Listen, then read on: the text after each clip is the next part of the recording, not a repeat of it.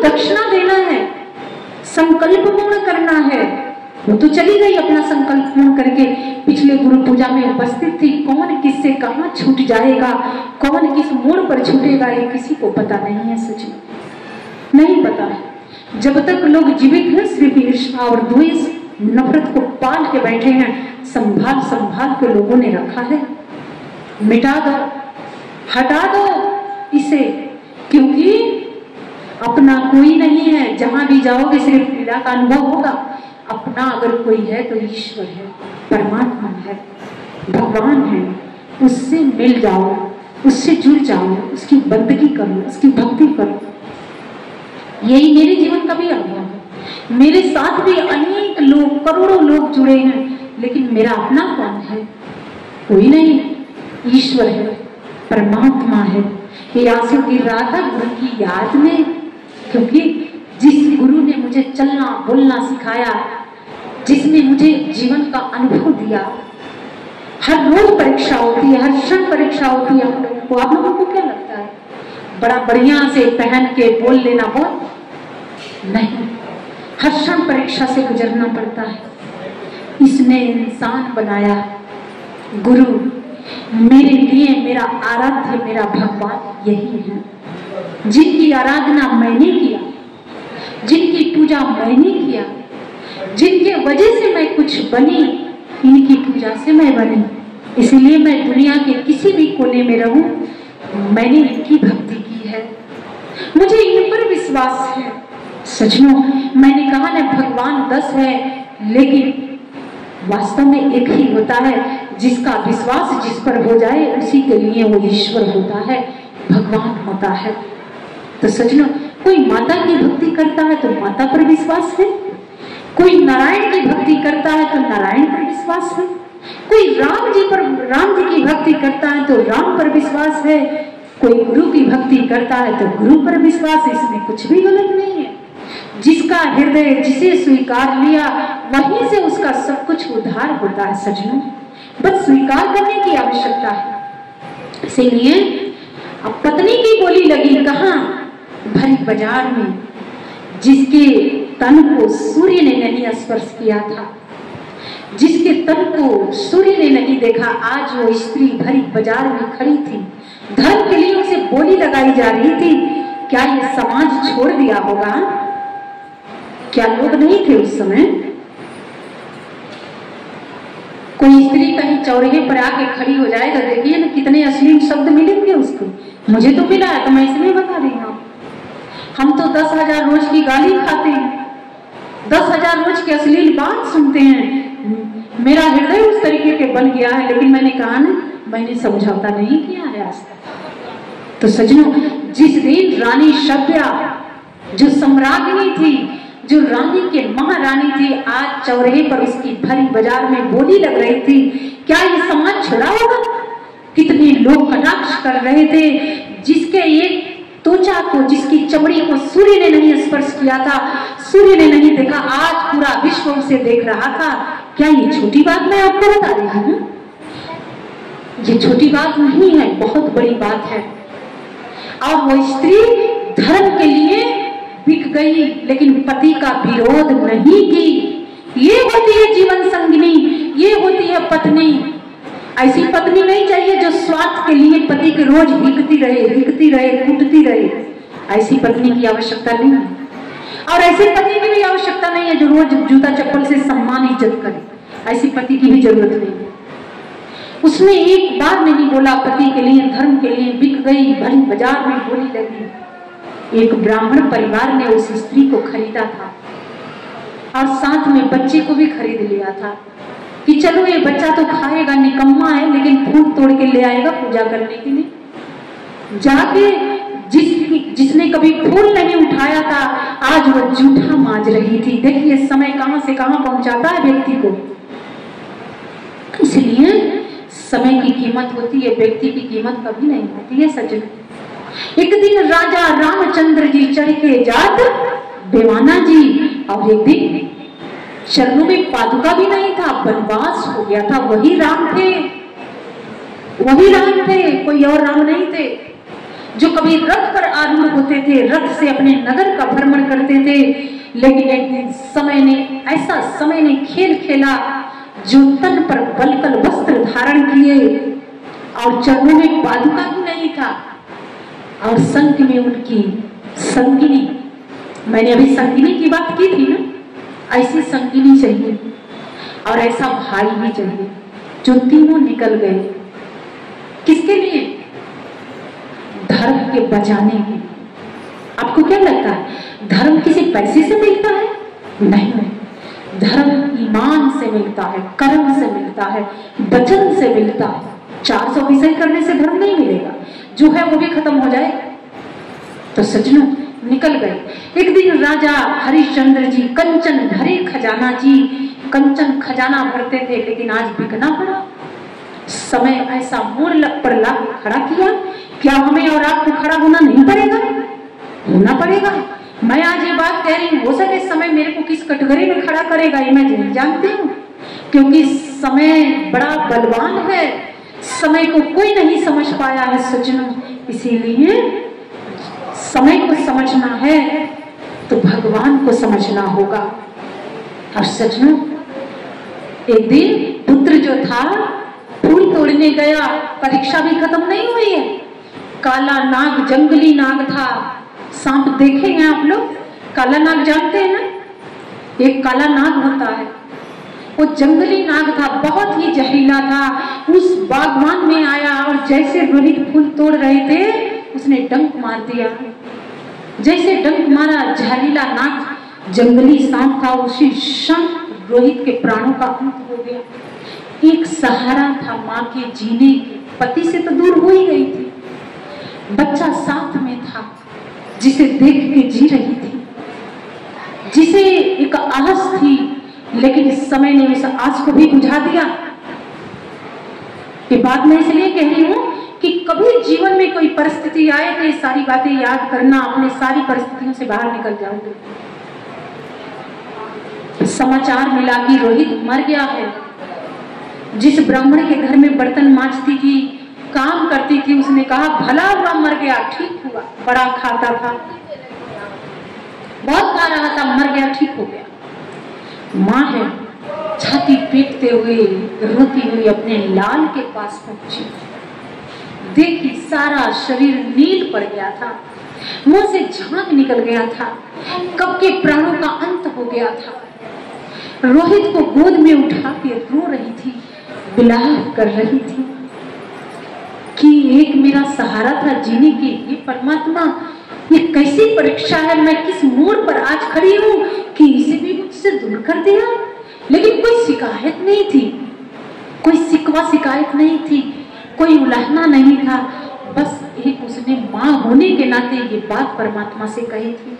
अपने आप को रख के देखना, आप भी माँ हो। माँ बनना आसान होता है क्या? माँ बनना इस संसार में सबसे बड़ा काम है। माँ जिस दिन बन जाओगे, उस दिन आपको समझ आएगा कि अपने माता पिता का ऋण मुझे कैसे चुकाना होगा, उस दिन समझ आता है। इसीलिए सज्जनों, अपने पुत्र को गोद में उठाई। कोई उसके साथ चलने वाला नहीं था। कभी 10 लोगों के झुंड में चला करती थी, कभी रानी थी, दास दासरों से उसका मान भरा होता था, लेकिन आज पुत्र का सब कंधे पे रखी है और चल रही है, न आगे कोई है न पीछे कोई है। समय ये खेल खेल करता है। ऐसा समय आता है,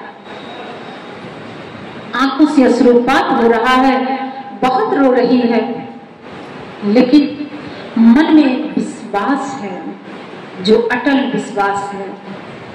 चट्टान भी टूट जाता है, पत्थर भी टूट जाता है, ऐसा विश्वास नहीं चाहिए। बहुत से लोग कहते हैं मेरा विश्वास तो चट्टान के तरह है, कि टूटना ही एक दिन। अटल विश्वास था, शुभ संकल्प था मन के अंदर, और उसी शमशान घाट में प्रवेश करती है अपने पुत्र को लेके। और जब अपने पुत्र को लेके जाती है तो राजा हरिश्चंद्र जो है विलाप कर रही थी, रो रही थी। उन्होंने वो शब्द पहचाना और उन्होंने कहा ये तो मेरी पत्नी की आवाज है। जिस स्वर में वो विलाप कर रही थी, रो रही थी। सजनों, वो जाके भीगी हुई आंखों से पूछते हैं किसका शव है। पिता के सामने पुत्र का शव पड़ा हो तो कैसा लगेगा, सोच सकते हैं। उसने साड़ी का पल्लू हटाया और देखा तो पति सामने खड़ा था। उसको ये भी नहीं पता था कि मेरा पति कहाँ बिका है। सामने पति था और पैर पकड़ के रानी शव्या बहुत जोर जोर से रोने लग गई और कहने लगी कि मेरा पुत्र एक जीने का सहारा था, ये भी मुझसे दूर चला गया, अब मैं क्या करूं। राजा हरिश्चंद्र ने कहा कि कुछ नहीं करना है, लेकिन मेरे स्वामी की आज्ञा यह है कि तुम यहाँ संस्कार दाह तभी कर पाओगी जब मुझे कर दोगी। देखिए देने की बात कर रही हूं मैं। सेवा करत निष्कामी जो समझौता नहीं करता है न अपनों के साथ न दूसरों के साथ। पत्नी है, पुत्र की लाश है, चाहते तो कर दिए होते, कौन देख रहा है, लेकिन दो आंख देखती है, सदा आपके कर्मों को देखती है। वो आंख है परमात्मा की, किसी और की आंख नहीं है। ईश्वर की दो आंखें आप पर बनी हुई है। घोर अंधकार में भी आप पर दृष्टि रखी गई है और घोर उजाले में भी आप पर दृष्टि है। हर बारीकी से बारीकी कर्मों को भगवान साक्षी है, देखता है, देख रहा है। कल मिट्ठू भैया का फोन आया था मेरे पास, कह रहे थे दीदी मौसम बड़ा खराब हो गया, कल गुरु पूजा कैसे होगा। तो मैं कल आरती कर रही थी गुरुजी को। मैंने गुरुजी से कहा कि हे गुरुदेव, मैं आज एक संकल्प लेती हूँ, 5 तत्वों को साक्षी मान के, और जितनी भी पुण्य आत्माएं हैं, जहां भी दिव्य आत्माएं हैं, मेरे गुरु की पूजा में कोई विघ्न नहीं आनी चाहिए। आज मेरी यही कामना है, यही प्रार्थना है, और जो लोग जहां भी हैं वो शांति से आ जाए। क्या वो कार्य पूर्ण नहीं हुआ? हुआ। जब मन में आप शुभ संकल्प धारण करते हैं तो आपकी बातों को हर चीज सुनती है। हर वो दिव्य आत्मा सुनेगी, हर वो पुण्य आत्मा सुनेगी। ये पंच तत्व जो प्रकृति में विलीन है वो भी सुन लेंगे, और वो पंच तत्व आपके शरीर में भी निर्मित है। सचमुच इसीलिए जानने की आवश्यकता है। और आज गुरु पूजा हुआ है, आप लोग आए नहीं। वो करा देते राजा हरिश्चंद्र, लेकिन अपने मालिक के प्रति स्वामी भक्त हैं। मैंने कहा ना, भक्ति करे कोई सूरमा जात वर्ण कुल खोई। स्वामी भक्त वही हो सकता है जो जात से कुल से ऊपर उठ जाता है। जो जाति में लगे हैं आज भी, जो कुल की बात करते हैं, क्या भक्ति करेंगे। भक्ति करे कोई सूरमा जात वर्ण कुल खोई, ये सब खोने का मार्ग है, बनाने का मार्ग नहीं है। सब छोड़ने का मार्ग होता है, बटोरने का मार्ग नहीं होता है। सब देने का मार्ग होता है, लेने का मार्ग नहीं होता है। ये भक्ति है। और आज राजा हरिश्चंद्र चाहते तो उस अंधेरे में कोई नहीं देख रहा था, अपनी पत्नी को कह देते कि संस्कार कर दो, लेकिन उन्होंने ऐसा नहीं किया। उन्होंने कहा रघुकुल रीति सदा चली आई, प्राण जाई पर वचन गया। रघुकुल रीति सदा चली आई, प्राण जाई पर वचन न जाई। मेरी पत्नी हो, बेशक मेरा पुत्र मरा है, मेरी आंखों के सामने लाश है, लेकिन कर तो देना पड़ेगा, दान तो आपको देना पड़ेगा, उसके साथ समझौता नहीं है। मैं स्वामी भक्त हूँ, मैं अपने मालिक के गुलाम हूँ, जो मैं बिक चुका हूँ। अब मैं तुम्हारा कोई पति नहीं हूँ, और ना ही इस बच्चे का मैं पिता हूँ। मैं गुलाम हूँ, मैं एक सेवक हूँ, और मालिक की बात मानना ही सेवक का धर्म है। और आज मेरा धर्म ये कहता है कि तुमसे मुझे कर लेना है, तब तुम्हारे संतान का संस्कार इस मणिकर्णिका घाट पर होगा, अन्यथा नहीं होगा। लेके जा सकती हो। सजनों, रानी शाव्या ने अपने आंसुओं को पोंछा, कुछ नहीं था, तन पर एक सूती मलिन वस्त्र था, और उन्होंने कहा कि हे स्वामी, अगर आपके स्वामी के बात रह जाए तो ये सारी आधा मैं आपको कर के रूप में दे रही हूँ, आप स्वीकार करिए। और जैसे रानी शाब्या ने अपने आधा साड़ी को फाड़ा और अपने पति के हाथ में पकड़ाया तो बिजली कड़कने लग गई। चकोर से चारों दिशाओं में जो अंधकार का प्रकाशमय हो गया। जितने भी देवी देवता थे अप्रत्यक्ष रूप में सब प्रत्यक्ष रूप में आ गए। वहां पर विश्वामित्र वशिष्ठ जैसे गुरु, सारे गुरु वहां पर उपस्थित हो गए। सारे ऋषि मुनि जो ध्यान में बैठे थे सब वहां पर आ गए और सबने जानते हैं क्या कहा, साधु साधु साधु। ये है गृहस्थाश्रम का धर्म जिसे साधुवाद दिया गया। और कहा गया कि आपका पुत्र मरा नहीं है, परीक्षा हो रही थी आपकी। और सच में उनका पुत्र, सारे देवी देवताओं ने आशीर्वाद दिया, ऋषियों ने आशीर्वाद दिया और पुत्र रोहित उठ के बैठ गए। और रानी शाब्या की साड़ी पति ने वापस कर दिया। और उनका मालिक भी वहां आया और उसने कहा कि आज हम आपको सेवक से मुक्त कर देते हैं, अब आप मालिक के गुलाम नहीं हो। सचमुच इसे क्या कहते हैं? धर्म कहते हैं। क्या कहते हैं? धर्म। और धर्म किसी दुकान में नहीं मिलता है। धर्म को कोई खरीद नहीं पाया है आज तक। धर्म की बोली नहीं लगाई जाती है। धर्म दया से उत्पन्न होता है। माता को अपना धर्म पता है, पत्नी को अपना धर्म पता है, पिता को अपना धर्म पता है, बहन को अपना धर्म पता है, भाई का क्या धर्म है भाई को पता है, पति का क्या धर्म है पति को पता है। सच में पति क्या अपनी बहन के साथ अमर्यादित व्यवहार कर सकता है? नहीं। बहन क्या अपने भाई के साथ अमर्यादित व्यवहार कर सकती है? नहीं, क्योंकि धर्म है बीच में। तो सचमुच इसीलिए जो धर्म को जानता है वो भगवान को जानता है, और जो धर्म को नहीं जानता है वो भगवान को भी नहीं जानता है। कथा सुनाने का मतलब यही था। रघुकुल रीति सदा चली आई, प्राण जाई पर वचन न जाई। आपके अंदर शुभ संकल्प होना चाहिए परमात्मा के प्रति, गुरु के प्रति। और जितने लोग भी ज्ञान को प्राप्त किए हैं, हम प्रार्थना करते हैं कि आप लोग 24 घंटे में से आधा घंटा 1 घंटा निकाल के साधना ध्यान जरूर करिएगा, क्योंकि हमें नहीं मिलेगा वो, ना गुरु जी को मिलने वाला है। आप अपना पुण्य का बैंक बैलेंस बनाएंगे, सेवा करेंगे, अपने लिए करेंगे, जो भी कुछ करेंगे आपका अपना होगा। उषा दीदी ने किया, वो मुक्त हो गई, किसी अच्छे घर में उसको जन्म मिल गया। तो यही है भक्ति करत निहकामी। भक्ति के पथ पर अनेकों लोग चले हैं, पर समझौता मत करिएगा। समझौता जो करता है फिर वो सौदाबाजी हो गया। इसीलिए कभी अगर ऐसा समय आ भी गया तो भगवान से प्रार्थना करिएगा, भगवान कभी माया में फंसने नहीं देते हैं।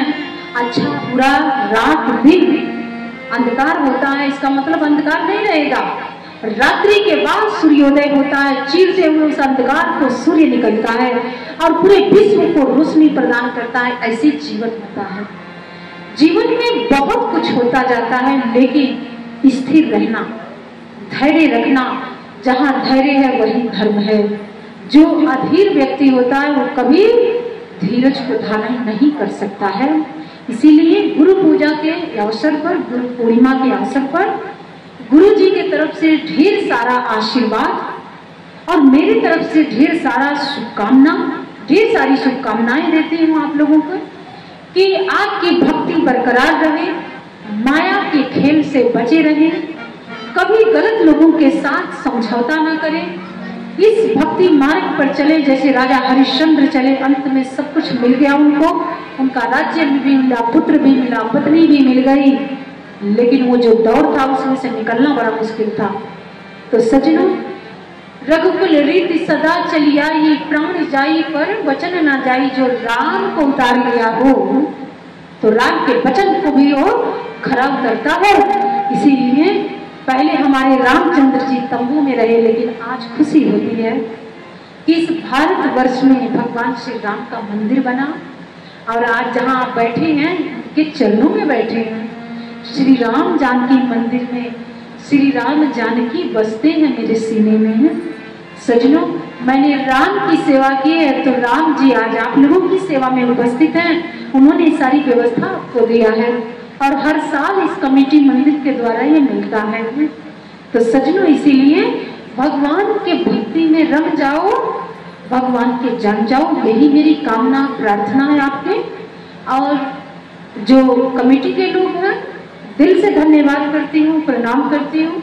जो सहयोगी हैं, नहीं सहयोगी, उनको भी मैं प्रणाम करती हूँ, दिल से हृदय से धन्यवाद देती हूँ कि आप लोग आए, गुरु पूजा का अवसर पर गुरु पूजा मनाए, गुरु जी का दर्शन किए। जाकी रही भावना जैसी, प्रभु मूरत देखी तिन तैसी। जैसी भावना रहेगी वैसे आपको भगवान दर्शन भी देते हैं। तो सजनों, इन्हीं कामना, इसी प्रार्थना के साथ आइए एक जय घोष लगाते हैं भगवान के चरणों में। और मैं अपने वाणी को यहीं पर विराम देती हूँ। जय शिवाजी जी उपस्थित हैं। तो बोलिए वृंदावन बिहारी लाल की, राधे रानी सरकार की, उमापति महादेव जी की, श्री रामचंद्र जी की, माँ जानकी की, जनक नंदनी की, विदेही नंदनी की। जय श्री राम, जय श्री राम। माता गायत्री की जय, सभी भक्तों की, सभी संतों की जय। पूज्य गुरुदेव भगवान की जय। धन्यवाद।